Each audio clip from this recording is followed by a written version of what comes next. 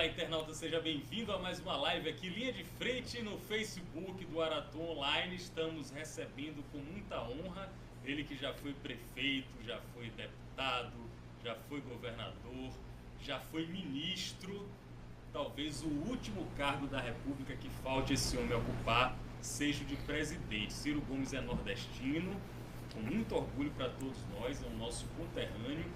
Eu queria começar essa entrevista prazerosa, honrosa, perguntando a ele se não é um desperdício para o Brasil, se não é uma injustiça um homem do seu quilate, da sua categoria, ainda não ter sido presidente do Brasil. Seja bem-vindo. Obrigado, Pablo. Um abraço a todos os internautas. Obrigado, Matheus, pela oportunidade. Não. O sentido da minha vida sempre foi o Brasil e o amor da minha paixão são os brasileiros. E eu fui candidato já a presidente da República. Em 98, eu queria fundar um campo, que era basicamente uma alternativa de projeto de desenvolvimento. Eu não tinha nenhuma pretensão de ganhar a eleição. E foi muito bem carinhado, muito respeitado pelo povo brasileiro. Em 2002, eu já imaginei ganhar a eleição. Mas Deus me ensinou que não era a minha hora. Porque eu, se tivesse sido eleito contra o PSDB e contra o PT, que ainda não tinha experimentado o Lula, eu teria passado um mau bocado e a população talvez tivesse saudade. Então era necessário que o Brasil passasse por esse ciclo todo. O Lula cumpriu um papel muito relevante para a história brasileira e eu fui mandado andar um pouco, aprender mais, amadurecer mais pelo povo brasileiro. E hoje vou fazer 60 anos agora, dia 6. Né, já tenho uma netinha, então eu estou muito mais preparado, muito mais sereno, muito mais tranquilo e muito mais seguro de que eu posso servir bem ao país se desta feita eu for eleito. O senhor está num partido, o PDT, que é um partido que, como o senhor mesmo falou, demonstrou coerência nesse momento de muita turbulência e de muita indecisão no cenário político brasileiro. Essa coerência do PDT que o senhor diz, custou caro para Ciro Gomes? Não, custou muito barato, porque o valor da coerência é tão importante nesse momento de desconfiança geral da população na política. Não faltam razões para a população estar descrente da política, mas a gente só vai recuperar a confiança, né, se for pelo exemplo. Então nós tínhamos 3 senadores, é um partido relativamente pequeno, um partido médio, tínhamos 3 senadores, 2 votaram com o golpe, nós botamos 2 para fora, ficamos só com 1. Não é? Muita ousadia. Botamos 2 para fora com a direção nacional, o presidente Carlos Lupe, que guarda. Não tem nenhum pedetista em nenhuma lista desses escândalos todos, o que nada mais é do que a nossa obrigação, mas é muito bom a gente poder dizer para o povo, não para o futuro que todo mundo promete, mas para o passado. Não é? Eu vou ser generosamente resumir o meu currículo, já tenho 38 anos de vida pública, ministro, governador, prefeito, comandei a economia do Brasil, nunca respondi a um inquérito, nem sequer para ser absolvido. De volta é nada mais do que a minha obrigação, mas dá para eu me apresentar para o povo brasileiro com a ficha limpa, que é a única forma que você tem de recuperar a população, a confiança da população é o exemplo. Matheus, Ciro, desculpe, rapidinho, eu vou permitir sua pergunta. Ciro Gomes vai fazer 60 anos, como você bem percebeu, na próxima semana, e chegou aqui aos estúdios da Aratu.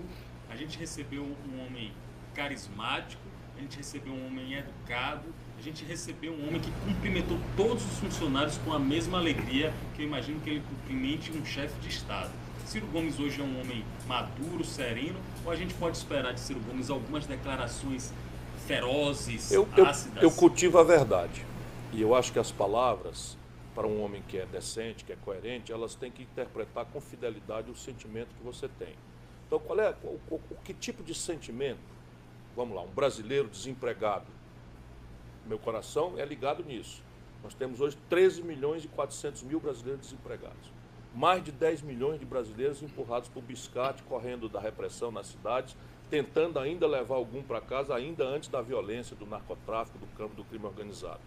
E o camarada passa o dia humilhado, batendo de porta em porta atrás do emprego, e não consegue, volta para casa com a boca amarga, com o nome do SPC, o dono do imóvel pedindo o aluguel de volta, pedindo a casa de volta, e ele liga a televisão e vê, né, numa sala de um apartamento de luxo em Salvador, 51 milhões de reais roubados, né, do dinheiro que falta para a saúde, para a educação, para a segurança do povo brasileiro. Que tipo de sentimento a elite brasileira acha que o nosso povo tem?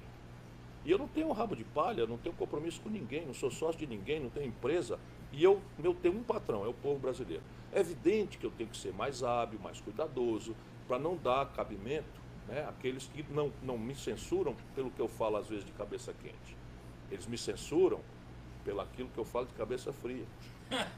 Quando eu sei os números, quanto é que é os bilhões de reais que estão sendo surrupiados aí por negócio de juro, etc, etc. Aí eles, não, esse cara não dá para acusar de ladrão, esse cara não dá para acusar de incompetente. Eu fui o governador mais popular do país, o prefeito de capital mais popular do país, ministro da Fazenda, andava nos restaurantes de São Paulo, do Rio de Baixo de Palma, né? Então também não dá. Então vai dizer que o quê? O cara é destrambelhado, é um pavio curto, é um temperamental e tal. Tudo que eu não sou. É só você ver o seguinte, uma longa história. Né?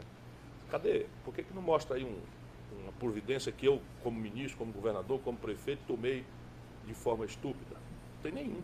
Agora, eu como cidadão, eu me preservo o direito de ser normal. Então, outro dia, por exemplo, eu absolutamente fora da política há 12 anos, absolutamente fora da política há 12 anos, estava dormindo em casa, com a minha filha que me deu uma netinha, de vez em quando peço, às vezes que eu posso passar em Fortaleza, peço para eles ficarem lá em casa para eu ver a minha netinha e tal. E a minha filha dormindo ali do meu lado, quando eu acordo, ela conversando no telefone, e eu disse, o que houve, minha filha? Ela disse, pai, não vou esconder. A minha cunhada, né, ligando, dizendo que iam matar meu irmão. O Cid Gomes tinha um grupo, 1h30 da madrugada, jogando chinela, não sei o que, encostando fisicamente nele. Eu não tenho conversa. Então desci, não tem capanga, não tem motorista, desci, peguei meu carro e fui lá. E paguei geral. Não uso arma, só tenho minha autoridade moral. E uma boa altura também. Sim. E, graças a Deus nunca precisei bater em ninguém nem nada. Mas fui lá para defender meu irmão. E aí botam na internet, fraudam o que eu falei, não é? Como se isso fosse uma coisa de um político destemperado. Ora, é um irmão que ouve falar que o irmão está sendo ameaçado de morte, vai fazer o quê? Só se eu fosse fazer uma transfusão de sangue de barata, eu não vou fazer mesmo.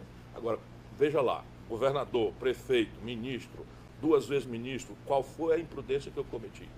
Não tem nenhuma. Ciro, com relação à política, o senhor já passou pelos 2 lados da disputa política ideológica. Já foi do PDS, agora está no PDT, já apoiou o presidente Lula, foi ministro do Lula, já foi do PSDB. O professor Olavo de Carvalho, com quem você já se encontrou algumas vezes em palestras, seminários, embora tenha pensamentos distintos, mas já demonstrou várias vezes admiração pelo senhor como um político, e a recíproca também é verdadeira. E ele disse uma coisa interessante, ele falou, olha, Ciro é um político genial, um político completo, como poucos no país, só que o Ciro ele se finge de esquerdista, mas na verdade ele é um liberal. Como é que você se define ideologicamente?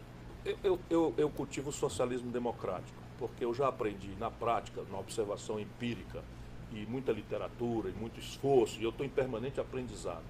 Talvez isso me permita ter a vantagem que eu tenho, sob o ponto de vista de, vamos dizer, de treinamento, né, de abordar os problemas com a complexidade com que eu consigo, mesmo sendo assuntos complexos, o povo me entende, por regra, eu falando. Por quê? Porque eu estudo muito, mas observo as coisas. E eu não tenho ideia fixa. Então, repare bem, qual é a economia que funciona no mundo? É uma economia mista, em que o Estado forte se associa a um empresariado forte, convoca a universidade para responder ao desafio técnico-científico da produção, e isso produz, por exemplo, experimento norte-americano, experimento europeu e, mais recentemente, a experiência coreana do Sul e a experiência chinesa. O Brasil saiu do nada e virou a 15ª economia industrial do planeta, quando tínhamos projeto, por esse caminho. Agora nós estamos sem projeto, o que aconteceu? Em 1980, 1/3 da riqueza do Brasil a gente tirava da indústria, que paga os melhores salários, que paga mais imposto, que agrega valor, que saneia as contas do país com o estrangeiro, e isso que era 1/3 caiu para 8%. O país está se desindustrializando desesperadamente e nós voltamos ao que tínhamos em 1910. E o liberalismo, o mercado sozinho, não tem capacidade de promover desenvolvimento, porque o mercado ele tem algumas distorções inerentes a ele próprio. Por exemplo, o mercado tende à concentração. O próprio Adam Smith, no livro notável dele sobre a causa da riqueza das nações, ele diz que o mercado precisa de regulação. E aí os ultraliberais já abominam isso. Ora, quando os americanos desregularam o sistema financeiro deles, mais recentemente, eles produziram a maior crise financeira da história do capitalismo. Implodiram o sistema financeiro mundial e até hoje a humanidade paga um preço muito caro por essa estupidez ideológica que foi vendido como se fosse ciência boa. Então, repare, o que nós temos que fazer no Brasil é nos livrar de preconceitos, de deformações e entender que o mercado sozinho não é capaz de produzir desenvolvimento. O mercado tem virtudes extraordinárias. Ninguém sabe melhor do que o mercado, né, a opção de alocar recursos, de etc, etc. Mas ele precisa ter uma parceria, inclusive para momentos de colapso como que nós estamos vivendo. Só para você ter uma ideia, vamos lá no prático. Nesse momento, 40 milhões de brasileiros estão negativados no SPC. 40 milhões de brasileiros negativados no SPC. 600 bilhões de reais já é a conta de crédito podre no balanço dos bancos. Você acha que o mercado, 100% das empresas brasileiras não estão fazendo nesse momento caixa para pagar o papagaio dos bancos, que também não estão renovando mais com medo da iminência da inadimplência, que é a maior da história. Você acha que o mercado sozinho resolve isso? Nenhuma chance. Aí é preciso você ter fórmulas, estratégias, em que você associa o Estado Nacional, não é, fazendo uma consolidação por um fundo soberano, ancorado nas reservas cambiais. Soluções há. O senhor propõe pesquisa e ciência para... Isso é essencial, porque o que explica desenvolvimento é isso. A institucionalidade é a mais variada possível. Por detrás de toda a conversa mole, de toda a propaganda ideológica, está lá o Estado forte, está lá o empresariado convergente com a fortaleza do projeto que está se tratando e instantaneamente, não é depois, instantaneamente o pensamento universitário, acadêmico, produzindo as respostas técnico-científicas e de desenho institucional. Se vivos fossem, quem seria seu ministro da Fazenda? Keynes, Hayek ou Friedman? Naturalmente Keynes, sem nenhuma dúvida. Nenhuma dúvida. O senhor já foi ministro da Fazenda e pode responder essa pergunta. Muita gente que passou por essa cadeira mesmo falou que o Brasil vive uma crise e um descrédito total na política, mas a economia, e aí houve essa dissociação, não sei como, o presidente tem uma impopularidade fenomenal, recordista, mas o ministro da Fazenda goza de respeito desse senhor mercado. O senhor concorda com isso? É evidente que isso tem uma grave distorção na vida nacional. Você tem uma entidade que não presta contas a ninguém, não se submete a eleições, não se apresenta nem sequer para a gente saber quem é, e que se atribui de forma arrogante, né, o mando das questões estratégicas do país, que é o tal o mercado. Né? Evidentemente, volto a dizer, um partido como o meu não tem nenhum preconceito contra a iniciativa privada. Ao contrário, nós admiramos, consideramos a iniciativa privada uma força essencial para o progresso do país, mas o mercado deixado só concentra renda, produz instabilidade e ruptura. Isto é absolutamente já demonstrado cientificamente.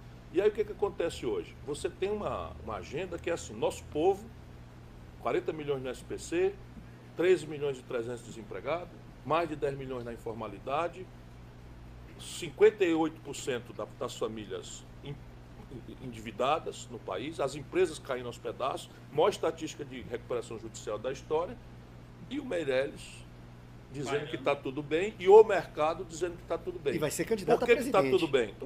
Tomara. Ele não é má pessoa. O Meirelles é meu amigo, eu conheço essa gente toda. O Meirelles foi presidente do Banco Central com o Lula. Seria seu ministro? Em nenhuma hipótese.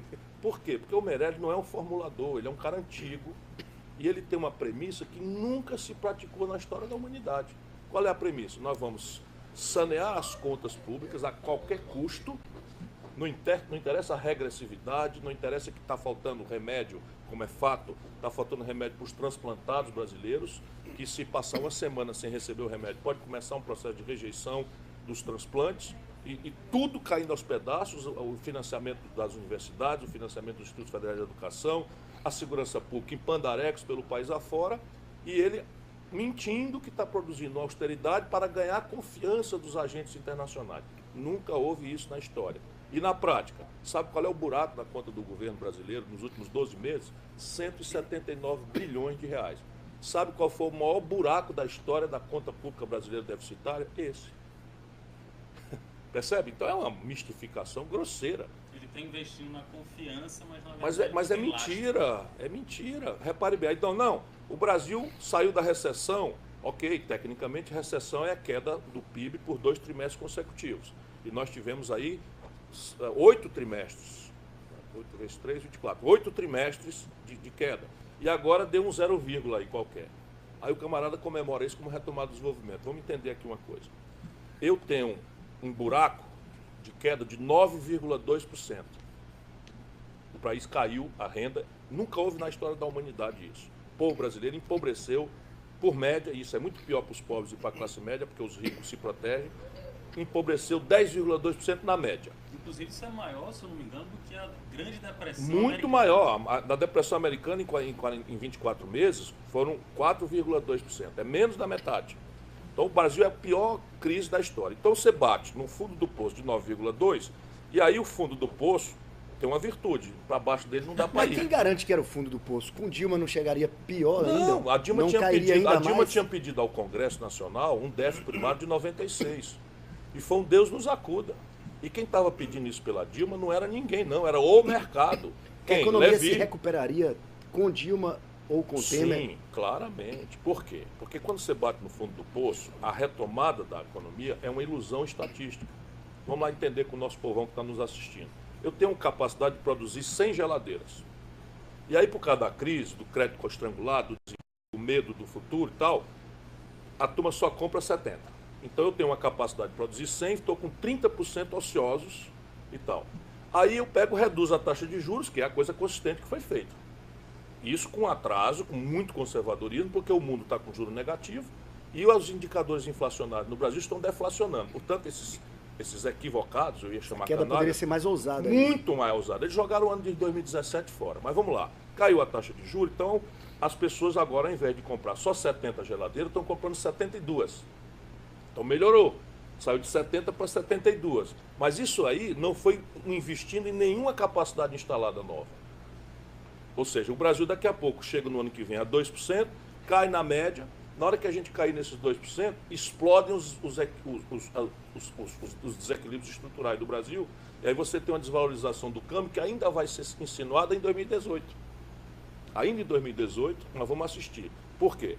Porque esta gente, aproveitando que a imprensa não ajuda o povo a entender, e eu saúdo vocês, né, e a imprensa regional como exceção, mas assim, até as palavras são difíceis de entender.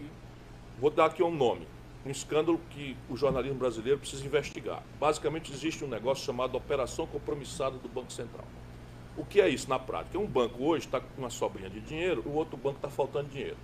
Então, por 2 ou 3 dias, ou por um dia, com juro lá em cima, o banco que está sobrando dinheiro empresta para o outro sem nem passar o papagaio. Então é operação compromissada, porque eu te dou, mas já sei, mas tu já vai me devolver depois da manhã.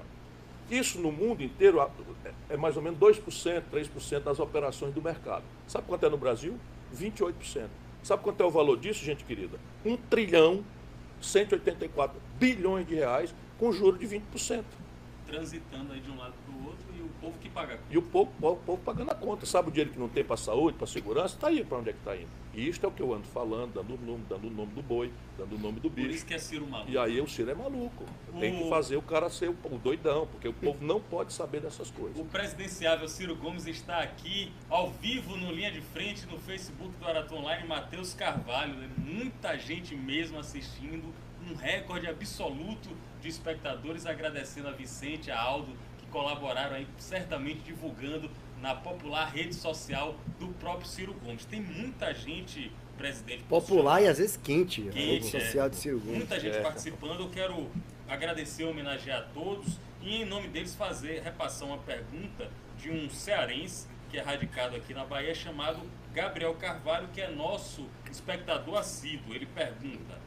Gabriel Carvalho diz o seguinte: o Ceará teve um grande avanço na educação pública, com 77 das 100 melhores escolas do país. Inclusive, o irmão do Ciro Gomes já foi ministro da Educação, Cid Gomes.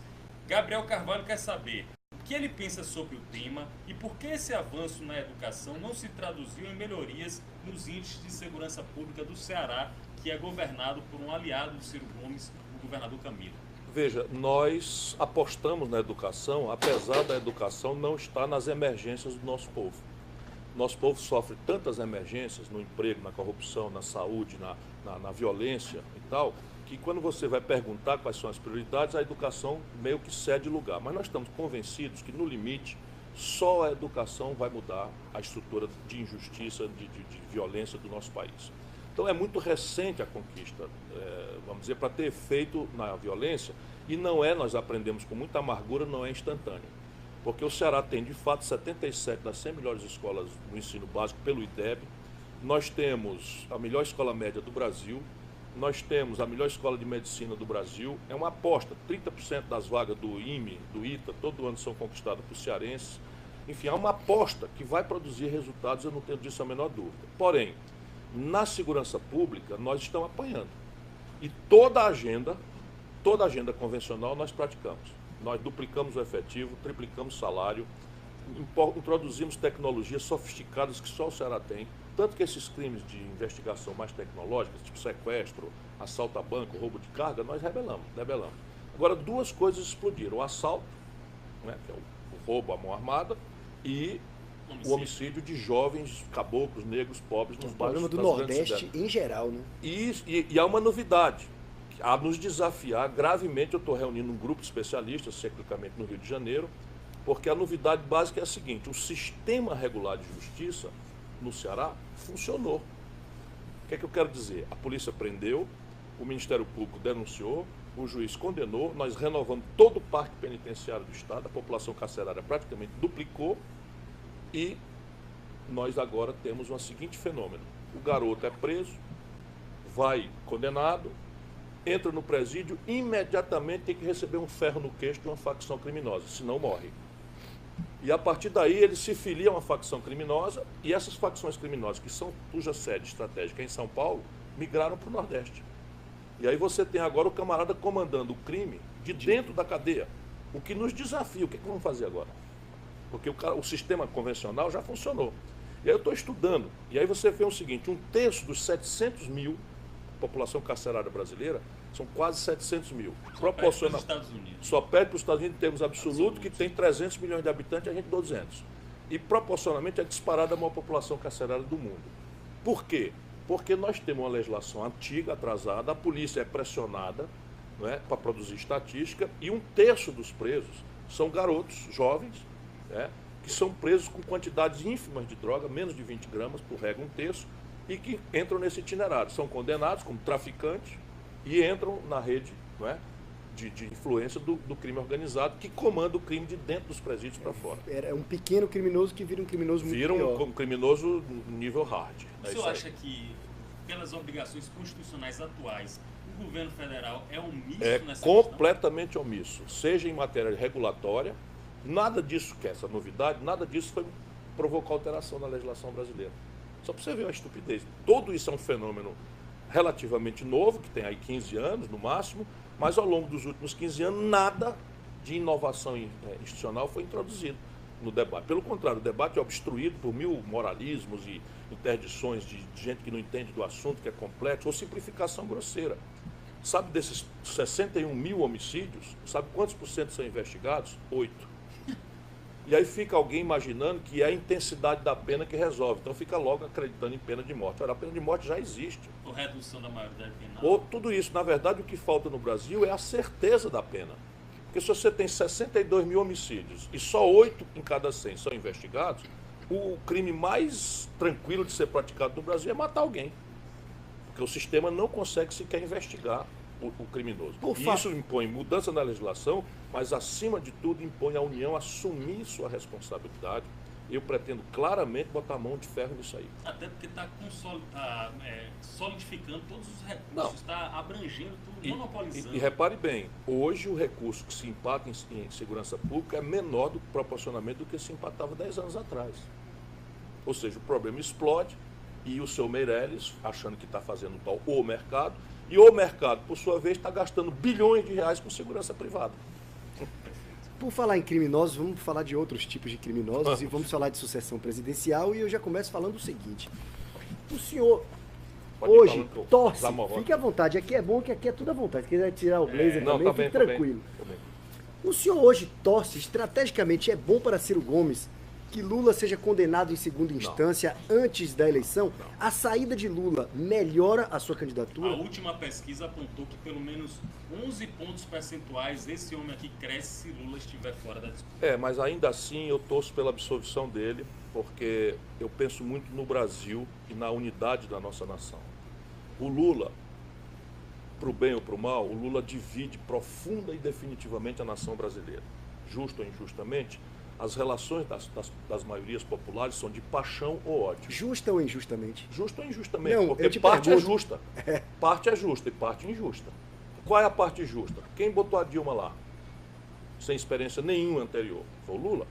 Popularíssimo, Né? Foi lá e fez um dedaço e boiando. Quem Lula botou Michel brincou Temer? de Deus e se Brincou de queimou. Deus e se queimou. Mantém essa frase? Mantenho Essa frase é de claramente, Ciro Gomes. Porque isso é uma crítica política que eu faço. Mas eu volto a dizer, eu torço que ele seja absolvido, porque para essa parte que o adora, já está ficando quase religiosa a relação, né? Essa parte que o adora vai entender, e ele não está deixando por menos, né, de que há uma fraude provocada pelas elites brasileiras para subtrair do povo o direito de escolher livremente o seu ídolo. Isto deforma a democracia. Isso introduz no Brasil uma descrença na própria lógica do sistema. E por isso eu considero um desserviço a candidatura do Lula à presidência da República. A ele, a sua biografia e ao Brasil. Se Lula for candidato, o senhor será Eu sou candidato? candidato, só depende do PDT me lançar. Né? Com ou sem Lula? Com ou sem Lula. Evidentemente que se o Lula é candidato, o Brasil não vai ter um minuto para discutir o seu futuro. Não vamos discutir saídas para a segurança, não vamos discutir saídas para a educação, não vamos discutir... A campanha fica mais pobre? Não, fica Lula ou anti-Lula, violento, pesado, odiento, como nós estamos assistindo. O Lula foi agora para Minas Gerais, numa campanha Lula... onde ele chegava, tinha lá um grupo de fascistoides agredindo, chamando de ladrão, interrompendo o ônibus dele e tal. Francamente, isso não é a democracia. E numa campanha com Lula e com essa história de Lula ou anti-Lula, como seria a sua campanha? Em favor do Ciro e de um projeto alternativo. Eu não tenho o PT como inimigo nem adversário. Apenas eu acho que o PT tem uma responsabilidade, o PT nacional, tem uma responsabilidade com o estado de coisas aí. Quem botou o Michel Temer na vice? Fui eu. Eu protestei na época. Quem deu furnas para o Eduardo Cunha comprar deputado e virar presidente da Câmara? Foram eles. Aí disse, não, mas fomos traídos e tal. Pois bem, o que é que o Lula cometeu crimes? Pessoalmente, eu não vejo até o presente momento nenhum, como advogado. Porque, repare, um juiz que dá uma sentença de 218 páginas é porque não tem a página.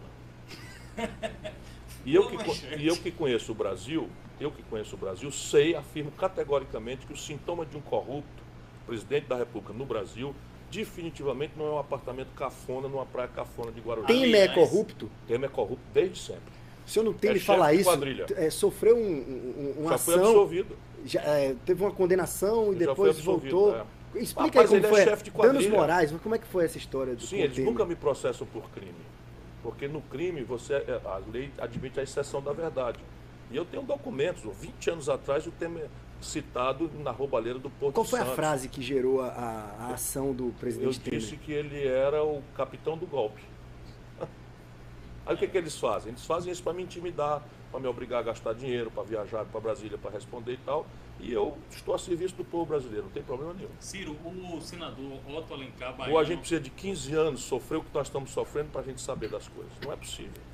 Voltando à pergunta, o senador Otto Alencar Baiano do PSD disse aqui também em entrevista a seguinte frase: Lula não pode deixar de participar da disputa por causa de um Puxadinho.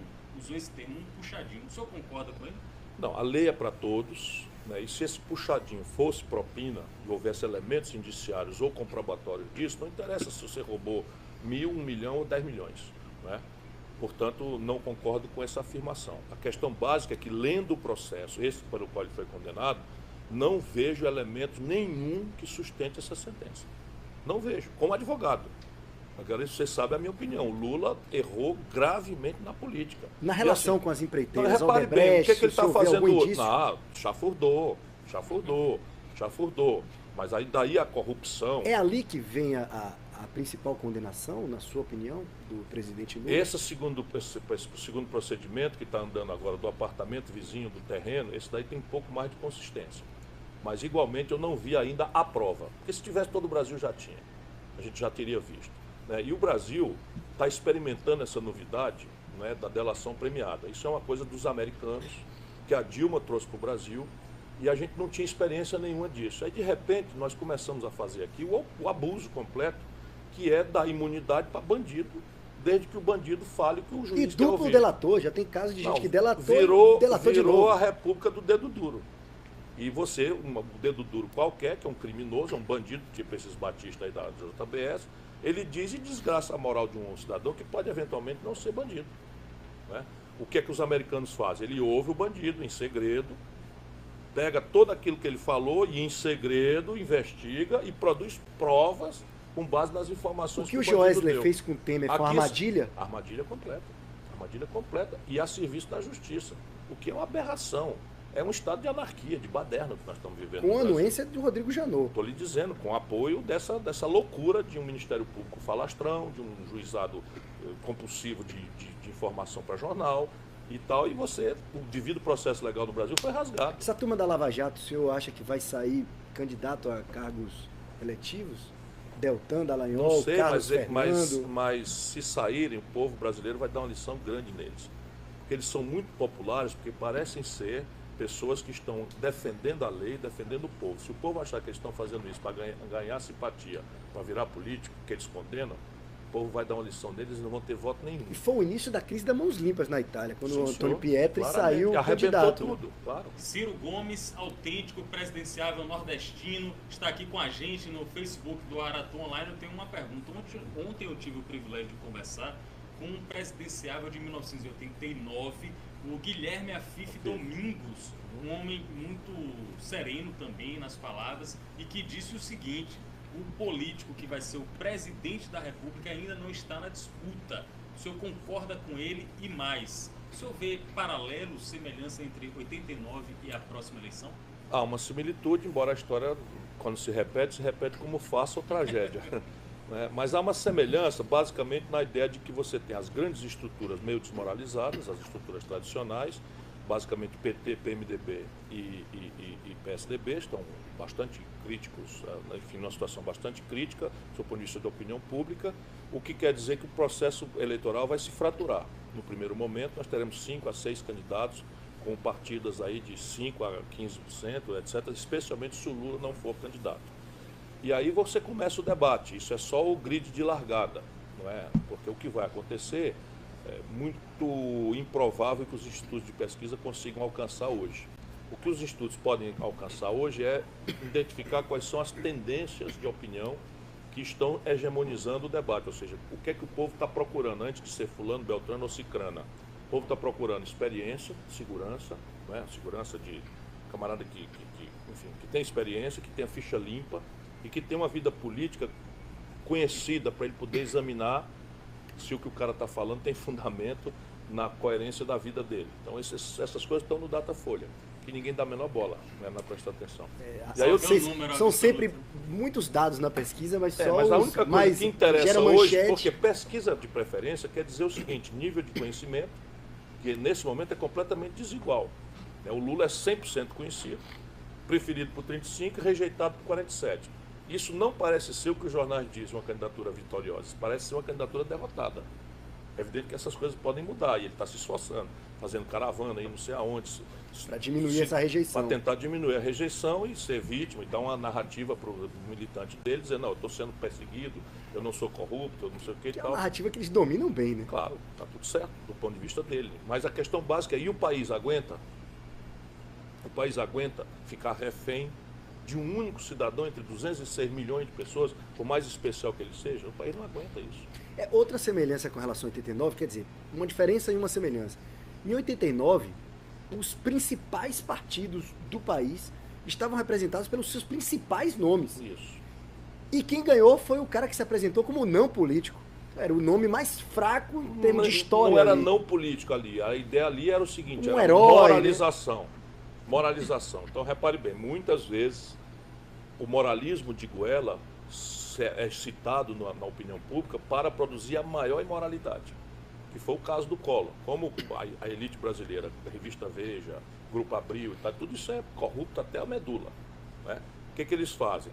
Eles viram a tendência do povo na data que procurava, pela desmoralização do governo Sarney, uma coisa nova que fosse moralizadora. Então, mandaram era fazer capa do Collor, caçador de Marajá, e não sei o que. Então, inventaram essa figura e a imprudência do Lula acabou permitindo, né, que o Lula era muito sectário, e aí o outro lado mais moderado acabou botando o dedo no nariz e votando no Collor, e ficou muito pertinho dele o Brizola e muito pertinho dele o Covas.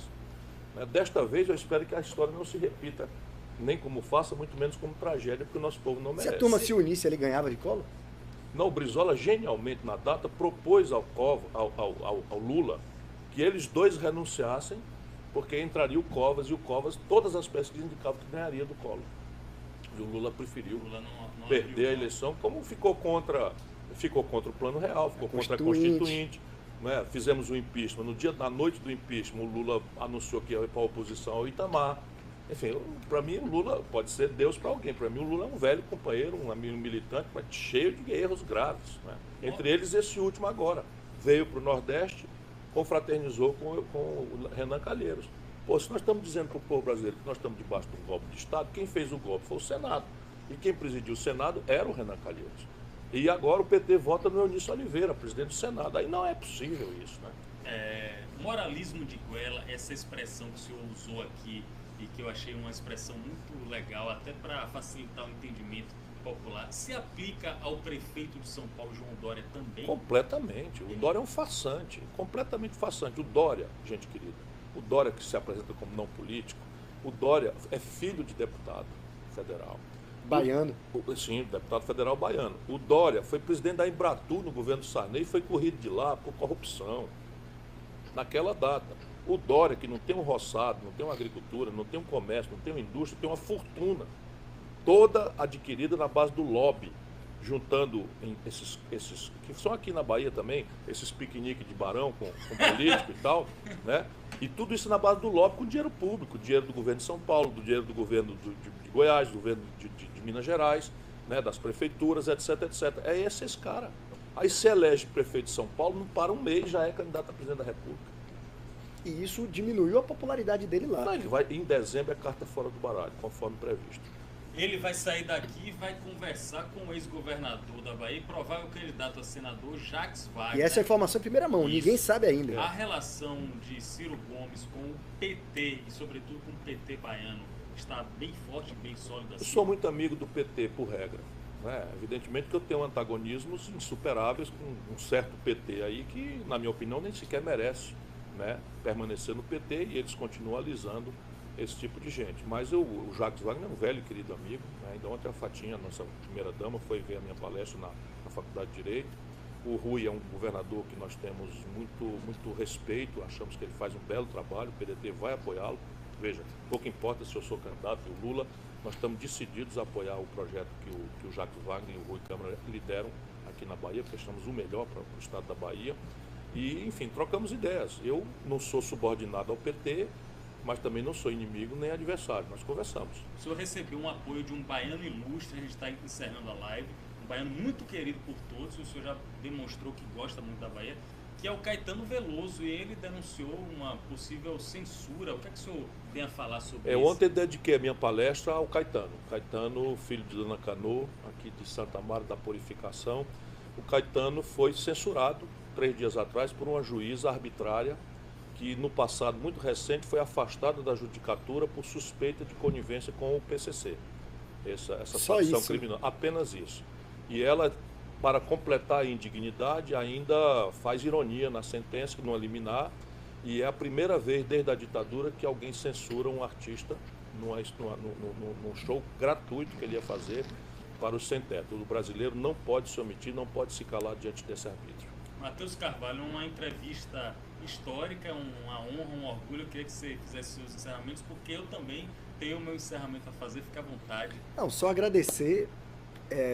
A gente tem uma agenda apertada. Eu vou à Feira de Santana mas agora. está com a gente já há quanto tempo? Há mais de 45 Mais de 45 minutos, para desespero dos assessores que estão corretamente fazendo o trabalho deles. Vicente, Aldo, obrigado. Agradecer pelo tempo, Eu que pela agradeço, um disponibilidade. privilégio, obrigado a vocês aí pela oportunidade, pela qualidade das questões, e um abraço forte à gente baiana, que é a gente mais querida do nosso país. Nós que agradecemos a honra, o privilégio aqui de ter Ciro Gomes, esse nordestino batalhador, que está aqui há 2 dias em Salvador, fazendo campanha, mais do que isso, alertando a mim, a Matheus, a vocês sobre temas importantes da República do Brasil que a gente precisa discutir. Eu agradeço também a Eduardo Souza, esse guerreiro também, que está aqui com a gente, transmitindo. Vou encerrar, ministro, com a frase, sempre eu encerro com a frase não é minha, a frase hoje é de Confúcio, um sábio, um líder oriental. Ele diz o seguinte, talvez se aplique também à trajetória do senhor: transportai diariamente um pouquinho de terra